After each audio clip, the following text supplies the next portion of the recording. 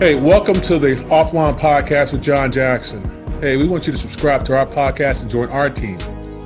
So show us some love by hitting like.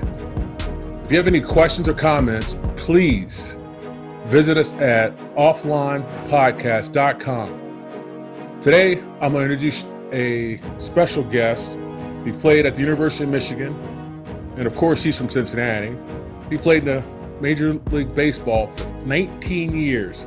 12-time All-Star, World Series champion in 1990, wire to wire, National League MVP 1995, three-time Gold Glove winner, nine-time Silver Slugger Award winner, Roberto Clemente Award winner 93. They retired as number 11. He's in the Reds Hall of Fame, he's in the College Hall of Fame, and he's in Major Leagues Hall of Fame. Want to welcome to the podcast, Barry Larkin. Barry, you there? I am here, my man. That was a nice intro, dog. Dude, I told you got a book. Dude, you got a book. That was quite a bit right there.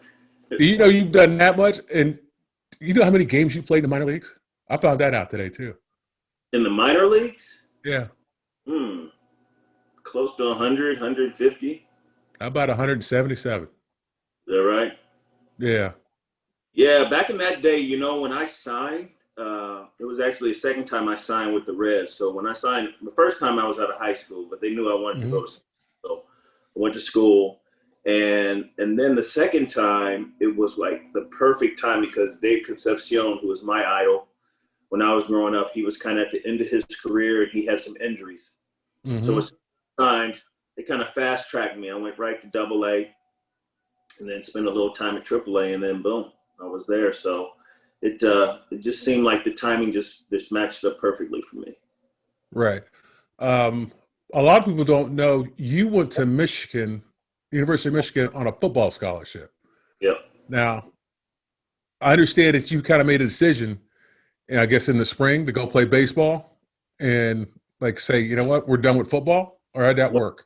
Well, actually, there was a couple things that happened. Bo Schembechler, who recruited me, told me that I was going to be playing my freshman year at Michigan. And so I went up there with the full intent of being prepared to go because I had a great senior year in football and I was really excited about playing for Michigan. So I get up there, and when I get up there, he calls me into his office like one of the first weeks that I'm up there and tells me that he's going to redshirt me. And he says, I really don't want to redshirt you, but I'm going to have to because I got a fifth-year senior coming back. And so I'm just going to let you just play baseball. And so it was the first time in my life I just played baseball. I didn't still have some of the bumps and bruises that I had from playing football. I didn't have to play against big offensive linemen like you. I didn't have to 40-pound men. I just had to go out there and compete with guys my size. So it was interesting because my mentality from high school to college was really changing because I was hanging out with the football players and working out and getting stronger and getting that kill mentality. And then I took that into baseball. And I saw the way that I competed, it was just kind of off the charts. I was getting stronger. And it was the first time, like I said, that I just played one sport. So I just saw like a tremendous jump in my baseball playing ability.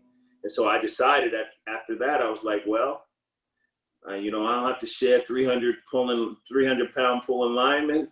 I don't have to tackle 250-pound fullbacks. I just got to hit this baseball and go do my thing. So I decided that's what I was going to do, and it turned out all right.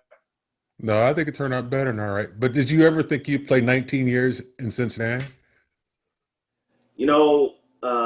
When I got drafted out of high school, and I declined the Reds, they told me they were going to draft me again. I kind of went to school thinking, hopefully I'll get a chance to play in Cincinnati again. So I was surprised that I got drafted again by the Reds out of college, and I didn't expect 19 years, but I certainly loved playing in Cincinnati. My mom and dad still live in Cincinnati. I've got quite a few family members in Cincinnati, and the thing that kept me there was the fact that my father came to most of my games, almost every single one of my games, and I didn't want to take that opportunity away from him to come and watch the games. Right, right. So tell me about 1990. You guys go wire to wire. I remember that was a special year because you guys went to Oakland and swept them in 4 games. Yep. Um, so what was that like? Because you guys had some great pitching too. Yeah, we had some. One of the things that we struggled with in the organization for a while was starting pitching. And Hmm. so in 1990, Jose Rio, we traded for Jose Rio. We traded for Danny Jackson. We had Tom Browning. But guys really stepped up. We got this new kid named Jack Armstrong who was absolutely on fire. But our strength of our pitching staff was actually the bullpen. We had the nasty boys, Hmm. Randy Myers, Norm Charlton, and Rob Dibble. And so what happened with those guys at the end of the bullpen is they really shortened the game. So if we had a lead going into the 6th inning or so, we would just Hmm. turn it over to the bullpen, and we were fairly confident that we were going to be able to hold on.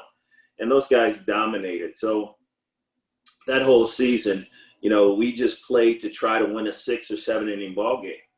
And it was interesting because the years that we had really good pitching is Hmm. when the offense did well, because I don't feel like we as an offensive club felt like we had to score 5, 6, 7 runs in order to win because our pitchers were going to hold them down. So we had that strength of our bullpen, and then we had the Jose Rios who had a great season, Danny Jackson who had a great season, Jack Armstrong who started the All-Star game in 1990 as a rookie, had a great season. Tom Browning had another consistent season, and those guys just kind of took over, and it was all about pitching. We were always able to score runs, but at that particular year, all of our pitching just came together, and we had a young team led by Eric Davis. He was, Magnum 44. Eric the Red. He was Hmm. our, and we just kind of got on his back. He hit that first home run in the early in the first game of the World Series. Because everybody was saying during the World Series, you guys can't beat Oakland. I mean, they had Canseco and McGuire. They had so many guys, Dave Stewart, Hmm. uh, Welsh, Ricky Henderson, Dave Henderson. I mean, they just had stud They were after low. stud. And Dennis Eckersley to close it out. So Eric Davis hit that home run in the first game, and it really kind of opened us up. And Lou Piniella was our manager that year. He came Hmm. over Yankees, and Lou came, and like one of the first meetings he had with the team is, I don't like losing, I don't accept losing, and we're not going to lose. And it just, we just got after it that year, and it was an incredible year. I remember it was a season where we started a little bit late because we had some labor problems between the owners and the Players Association. So we started on the road. It was one of the first years that we started on the road. Traditionally, Cincinnati had always at that time started at home because it was the oldest franchise. Hmm. We started on the road and won an extra inning game in the first inning. I think in Houston, I think we won the first 13 games of that season. But we were winning games during the year. Like, how in the world did we win that game? It was just one of those years we were on fire. It wasn't necessarily the best team that won. It Hmm. was the team that was playing the best, and that was definitely us. So tell me about the camaraderie on that team because it seems like if you're winning like that, that camaraderie's got to be pretty thick. Yeah, like I said, we had a real clear and defined leader in Eric Davis. He was the guy. Eric was always so super positive, still is today, and a tremendous mentor of mine, and a friend, call him a brother. And I remember my first season with the Reds in '86. He asked me, he didn't really know me. I got called up late August. He asked me what I did in the off season, and I said, just kind of hang out or whatever. He said, why don't you come out to LA? So I go out to LA, and I'm staying in this house, and I figure we're just gonna go to the Forum Club and hang out and go party in LA, right? Well, 7 o'clock the next morning, he's got me out running the hills in Woodland Hills, is where he lived at the time. And he was telling me, man, it's easy to get to the big leagues, but this is the kind of work you have to put in order to stay. And so that was kind of how it was throughout the entire ball club. He set the standard, and we all just kind of followed. And we were just very blue collar in our approach to playing the game. And then we had some guys, like I said, that had some outstanding years. We made some trades. There was a second baseman, Mariano Duncan, who was amazing for us that year. You know, I remember Mm-hmm. Glenn making a huge catch for us. But it was all because we were all just getting along, and there was some great camaraderie. I think winning does that a lot, and we won. We went wire to wire for the first day of the season. We were in first place till last. So that makes us conducive for a nice clubhouse. But trust me, we had plenty of like turmoil and some fights in the clubhouse and guys getting on each other. And you know, I think one of the things that we did good as a team is we kind of chin checked each other so that Lou Piniella didn't have to. But Right. when Lou stepped up. I mean, there was a big fight with Lou Piniella. Well, it wasn't a fight. Lou Piniella going after Rob Dibble because of words that were said and exchanged. And, you know, so it was a fiery clubhouse. Lou was a fiery a manager. I remember one of the first things in spring training when Lou came over after he had his speech about we're not going to lose. We had a team exercise out on the field. And one of the outfielders threw the ball, either he missed the cutoff man or threw to the wrong base. And Lou absolutely lost his mind. And then early spring training, like, what is wrong with this guy? Well, it was a teaching moment. He was telling us that it's unacceptable for you to make these kind of mistakes. And that was just how we did it during the season. It was a great year. No, that sounds so. What's it like for them to retire your number in Cincinnati? What Well, that was an honor. You know, mm-hmm. certainly I look at the guys that were before me and many of the guys that I idolized. And I look at, you know, the big red machine Yeah, and the history and Sparky Anderson, Fred Hutchinson. And, you know, there was a lot of great players that went before me that paved the way. mm-hmm. And be from Cincinnati, to be able to play as long as I did in Cincinnati, and to have them retire my jersey, it was an honor, and you know, something that I'm super proud of. And you know, I've had a few buddies of mine that have signed with the Reds that have reached out to me and asked me if during their signing if they could wear number 11.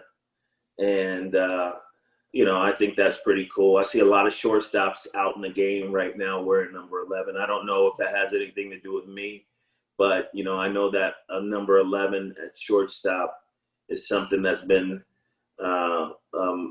just an incredible thing to see in Cincinnati, outside of Cincinnati. It was amazing, man. It was amazing. Just a tremendous honor. Tremendous honor. So how did you get the number 11? Is that something you chose or something they gave you? When I was a kid, you know, I used number 11. We used to call it Snake Eyes, Mm-hmm. and that was just something that just stuck with me, something I always liked. And you know, it was just that number early in my life that I remember being associated with, and I was proud to wear it. So your number, bro, it looks good. You too big to wear number 11, but for not a big yeah, dude, because it looks like these little sticks. yeah. No, so your number at Michigan was 16, right? It was, because number 11 was retired. But Okay. yes, You see, I did my homework. I did my see that. homework on that. Yeah. So you had your number retired at University of Michigan, at the Reds. So did they retire your number at Moeller?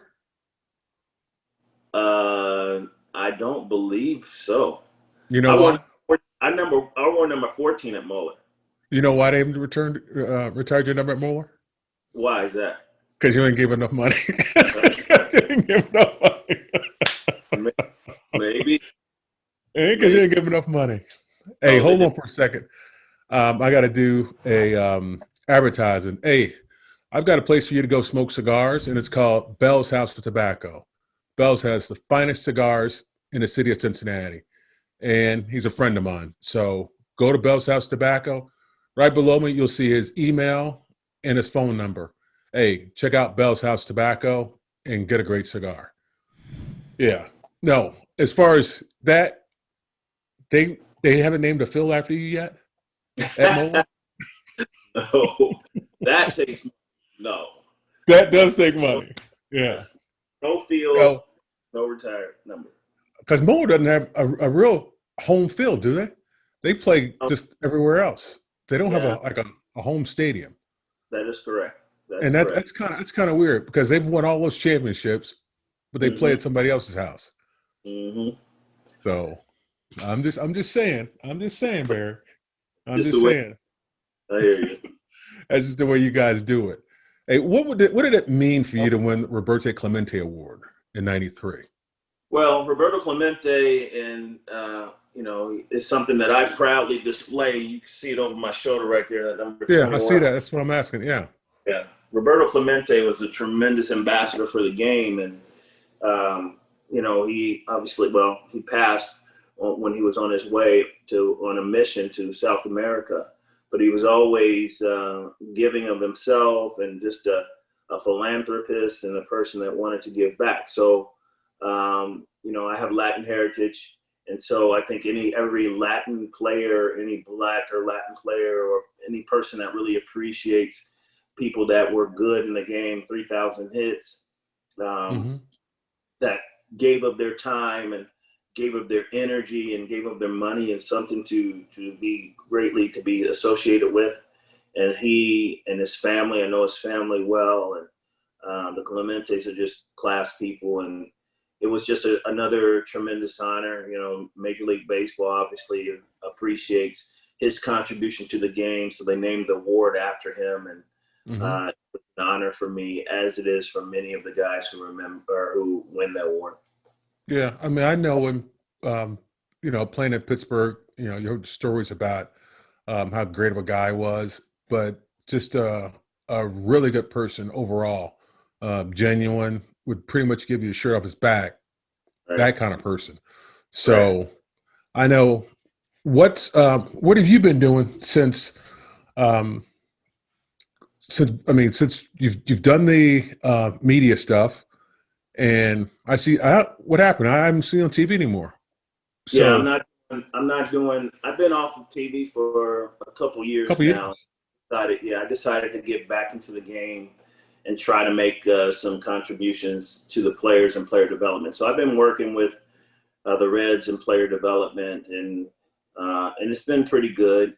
We have a lot of the guys that we have worked with, and I say we, the player development staff. I've been there for 5 years now, but many of the players that I have touched are now getting a chance to play in the big leagues, be it in Hmm. Cincinnati or other places. And so, player development is something that I've always really enjoyed, and that's something that I've done. So I stepped away from the TV, but with COVID this past year, it's been really interesting because I've had much more time just to kind of try to focus and channel my energies on something positive. So Hmm. this is this is something that's happening kind of on the undercurrent of baseball. This year, during COVID, during this time with the whole Black Lives Matter movement, with all the protests and the call for social change, the question is like, as a retired baseball player, what can I do positive? Because not having the same platform, I don't have a podcast. Not having the same platform, not being able to touch people like I did as when I was a player, and having the same voice within the clubhouse and the media exposure. Hmm. um, I just feel like I just want to continue to make contributions, positive contributions to the game of baseball. So I came up with this idea called Project Unity. And Project Unity is all about the appreciation of Black lives. It's Hmm. about all to social change for equality and justice. And I came up with, I partnered with a couple of organizations, Phoenix Bats and Wilson Sporting Goods. And I talked to them about trying to do something to create a visual, a positive visual within the industry of baseball that could represent healing and uniting people, right? So I wanted to push the narrative forward. I wanted to make sure that I'm not out there just saying we need change. I'm Right. doing something positive to try to initiate change. and symbolize change. So I created a website called healandunite.com. Okay. So I went to Major League Baseball, the National Baseball Hall of Fame, and the Players Association, and I talked to them about some visuals that they would be comfortable with to display on the bats of players or uniforms or wherever, where it will symbolize that baseball stands for equality and justice. It stands Mm-hmm. against racial injustice and Right. abuse. And so go to healingunite.com and you can see more of the story. But during the playoffs, which is tough, during the playoffs, the players have the option to, on the bottom of their bat, on the knob of their bat, to place a decal that represents Heal and Unite. It's a decal that has a white and a black hand clasped together, Mm-hmm. and underneath on the wrist of each hand, one says Heal and one says Unite. And it's really interesting because as I was in the process of coming up with something to be the visual, I went from the fist in Black Lives Matter to the wording power and unity, Mm-hmm. to eventually we settled on Heal and Unite. So it's a whole program, and like I said, if you go to healandunite.com, you'll see the program. But the idea is for not necessarily for Major League Baseball, but for baseball as a whole, like an Right. industry as a whole, is to have positive messaging in the fabric of baseball. Everyone uses a glove, everyone uses a bat and a baseball. Mm-hmm. So what I'm doing is I'm partnering with these organizations right now as Phoenix and Wilson Bats to produce these labels that will be put on gloves, will be put on protective equipment, Mm-hmm. and will put on bats. Not sure if it's going to be put on a baseball or not, but it is just a reminder that Black lives do matter and that we need to work together. There's power in unity and bringing people together. The politicalization of wearing masks, of this Mm-hmm. whole COVID thing, it's crazy, and it's just infuriating. Mm-hmm. And then the abuse of what's going on in the streets, the shooting of Jacob Blake, the George Floyd, of course, Breonna Taylor, and no one Right. gets killing of Breonna Taylor. It's crazy. So I'm sitting here with all this time and all this energy and all this frustration. I just wanted to use it and try to channel it in something positive. And so that's what I'm doing right now. Once again, healingunite.com, and that's what I've been doing, JJ. Dude, it sounds like you've been working hard. Hey, are you still doing that wand? No, You're not doing the wand anymore? no, I'm not doing that. No, I'm but not. we'll definitely put the website underneath you as you were Okay. talking. So we're Okay. gonna edit this Beautiful. and we'll get that word out. Dude, I All right. mean, um, so you got any grandkids or how's that working? No, no No, not grandkids. yet. No, not yet. None of my children are married yet. I And got one grandson, dude. It's yeah, something else. Yeah, he's I 2. I hear that it is, and I'm looking forward to extending the family, and just but at this time right now we're just trying to stay nice and close knit. Everybody stay safe out there, and hopefully we get this COVID thing under control and can really open up safely the country again. And with this COVID, as far as the baseball industry, everything has been kind of in the bubble, with basketball in Mm-hmm. the bubble, cancellation of some football games. Safety protocols are in place, but until we really get a handle on this thing, and it's just gonna be spotty here and there. So my hope is that we can stay patient enough as a country and as a world Right. to hold back until we get this thing under control. Right. But I think we got to listen to Dr. Fauci. I mean, we got to listen to the experts. I think sometimes, I wouldn't say sometimes, it's a few people out there who don't listen to the experts. It's like, if you're going to go to a doctor, he's an expert, and you're going to do your own thing. Why in the hell go to the doctor? You might as well Right. stay at home. Just Right. stay at home. Right. But I think we need to listen to Dr. Fauci and to get this thing.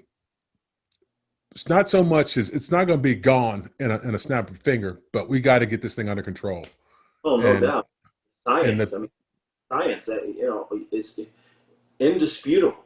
So I just, it's just the politicalization of all of this stuff. It's maddening. It's maddening, and unfortunately, people have been put in harm's way Mm-hmm. because of the political game, and I just it just And it shouldn't be political. It shouldn't be it's political. This is about a not. human being. It's We about got to be human. human beings. We got That's to be human beings, and that's correct. the whole thing that I don't get when it comes to people like what it's a black thing. No, it's not a black thing. This is a human being thing. That's You know right. what? We got to start treating each other better because this is all we got. That's right. This is all we That's got. It's all we got, brother. Hey, for Barry, sure. I want to thank you so much for joining the podcast, and we'll get you back on again. All right, Ask you JJ. some questions, and we definitely will support your cause. You know what? Much love. Thank Thanks you, for bro. showing up, man. I appreciate it. Hey, Yeah. you've joined the Offline Podcast. We appreciate you being here, but make sure you subscribe to our team. Show some love by hitting like. We want you to ask comments and questions. So visit theofflinepodcast.com and please enjoy and stay safe.